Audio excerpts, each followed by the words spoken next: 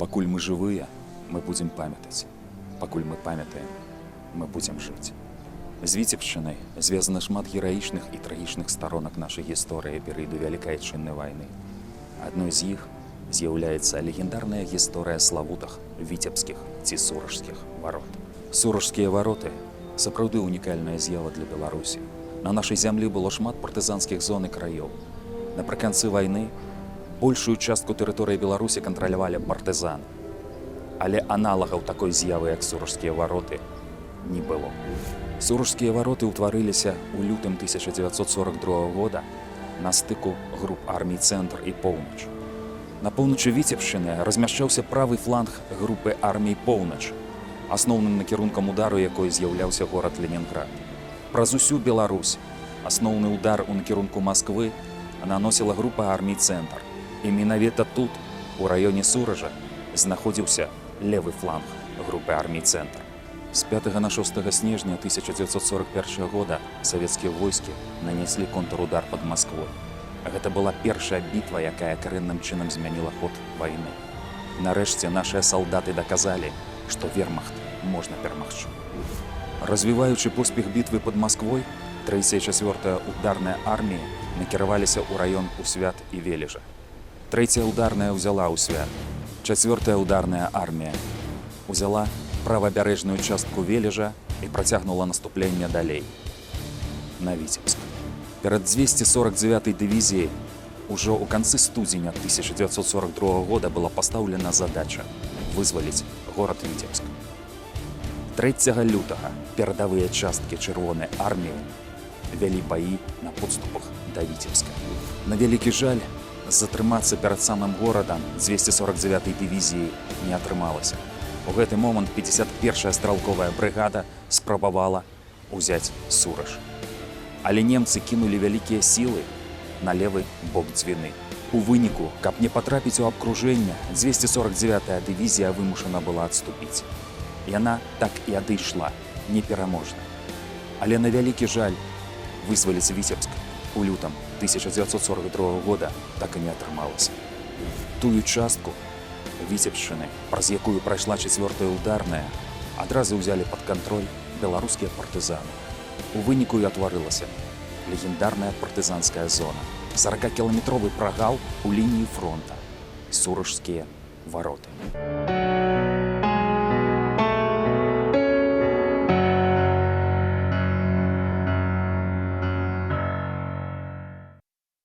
Вынік гэтай аперацыі быў вельмі важны. Па-першае, важныя сілы былі адцягнутыя ад іншых участкаў фронта. 3 дывізіі, якія фашысцкія ішлі на Ленінград, яны не дайшлі да Ленінграда, а асталіся тут. Па-другое, быў развеяны міф, як уже казаць, даўно ўжо аб непераможнасці нямецкіх войскаў, але савецкія жыхары, якія заставаліся на тэрыторыі Беларусі, яны убачылі, што сапраўды перамога немцаў, яна фейкавая, што называецца, і ніякай перамогі пад Масквой яны не атрымалі.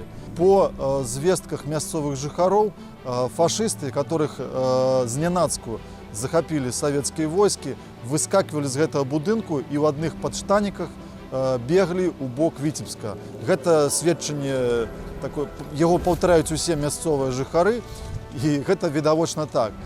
Тут былі захоплены вялікія запасы прадуктаў і ўзбраення, таму што тут у Лужасцы стаяў нямецкі гарнізон. Пасля гэтага немцы зрабілі некалькі спробаў атак. Зноў жа мясцовыя жыхары кажуць аб тым, што тут выкарыстоўваліся фінскія батальёны. Ці былі гэта фінскія батальёны, насамрэч мы не ведаем, таму што дакументаў нямецкіх у нас, на жаль, няма. Тут загінула некалькі салдат, мясцовыя кажуць аб 13, а зводкі 249-й стрелковой дивизии кажется об тем, что тут было значно больше. Ее мясцовые, до речі, называли чомусь сибирской. И она не была сибирской, але она была добро узброена. Солдаты были у кожухах, у тулупах, поэтому складывалось такое уражение, что это вельми добрая и цудовная дивизия. За поспехи 249-я стрелковая дивизия была уганарована тем, что ей было присвоено название гвардейской. Она стала 16-й гвардейской дивизией с вручением ордена Ленина. полковник Тарасов атрымаў званне генерал-майора. Савецкія войскі не спыніліся ў Лужасна, спрабавалі дайсці далей, але фашысты пачалі ўзмацняць абарону і прыпынілі яны менавіта каля царквы Лужаснянскай. Там на званіцы былі пастаўлены кулямёты, і далей савецкія войскі прайсці не змаглі. Лютага 42 года па верасень 42 года існуюць гэтыя віцебскія вароты. Яны, можна сказаць, сталі сапраўды дарогай жыцця як для местнага насельніцтва, якое выходзіць з акупаванай тэрыторыі на вялікую зямлю, выратоўваецца ад карных экспедыцый. З вялікай зямлі на акупаваную тэрыторыю перапраўляюцца партызанскія атрады, партызанскія групы. Яны праходзяць углуб акупаванай тэрыторыі для стварэння і разгортвання больш дзейных партызанскіх фарміраванняў. Таксама дастаўляюцца перыядычныя выданні, агітацыйныя, якія распрастраняюцца паміж насельніцтва, так і ў партызанскіх брыгадах і атрадах. Таксама партызаны атрымоўваюць і зброю, боепрыпасы, медыкаменты, все, што патрэбна для дзейнасці іх на гэтай тэрыторыі. Трэба адзначыць ролю першай беларускай партызанскай брыгады, другой беларускай партызанскай брыгады імя Панамарэнка, які ўвогуле на іх плечы гэтых партызан і лягло ўтрыманне гэтых віцебскіх варот. Таму што нямецкія ўлады, яны з пачатку лютага сакавік, яны не зразумелі значэнне гэтага разрыву у лініі фронта паміж групоўкай арміі поўнач і цэнтр. Аднак пасля ўжо сярэдзіне 42 года яны зразумелі сваю, можна сказаць, праблему і пачалі метадычна спачатку маленькімі групамі, атрадамі спрабаваць закрыць гэтыя вароты. Аднак партызаны атрада Курмялёва, Гурко, брыгады Д'ячкова, вось гэтыя фарміраванні ўвогуле адказвалі за ўтрыманне віцебскіх варот.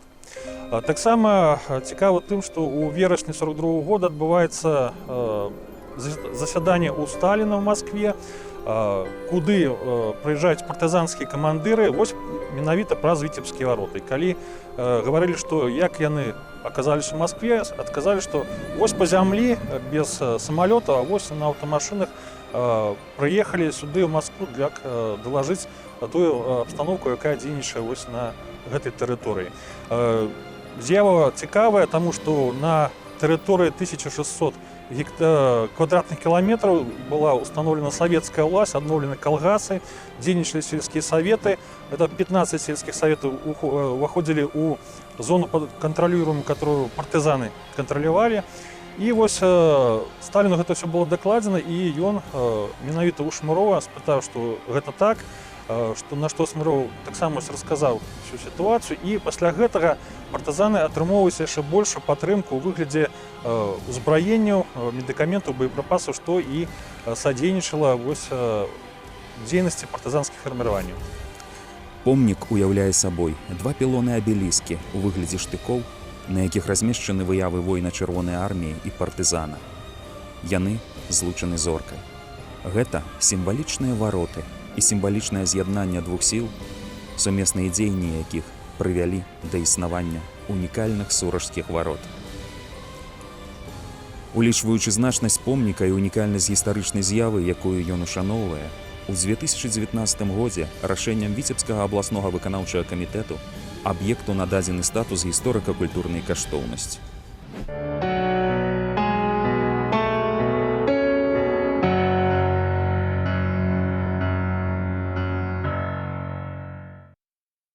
Мінай Філіпович Шмыроў – унікальны і легендарны партызанскі камандзір, з імем якога звязаныя суражскія вароты.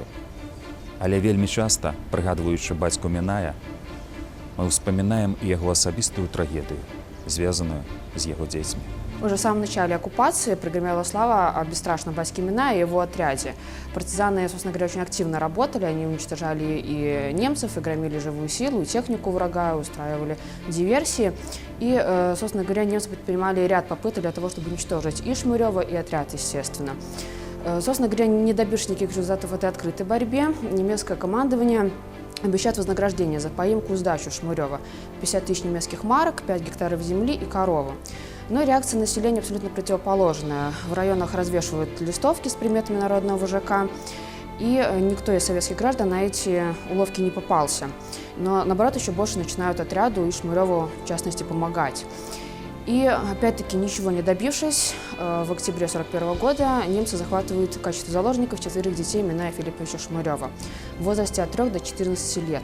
Старшей дочери Лизе было 14 лет, Сереже было 10 лет, Зине 7, а Мише всего лишь 3 годика. В деревню Пунище, где находились у матери Шмырева 2 детей, были привезены еще 2 детей из деревни Харпаки. Они находились у тещи Миная Филипповича Шмырева. Собственно говоря, там их всех собрали и увезли в Сурож вместе с сестрой Миная Филипповича Шмырева.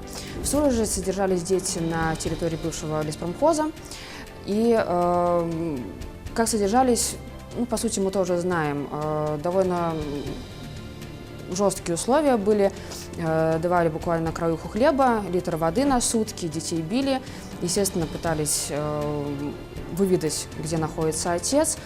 Больше всего доставалось младшему ребенку Мише, которого периодически выводили для того, чтобы он в толпе, возможно, мог увидеть отца либо знакомых себе людей и таким образом выдать имена Филипповича и весь отряд.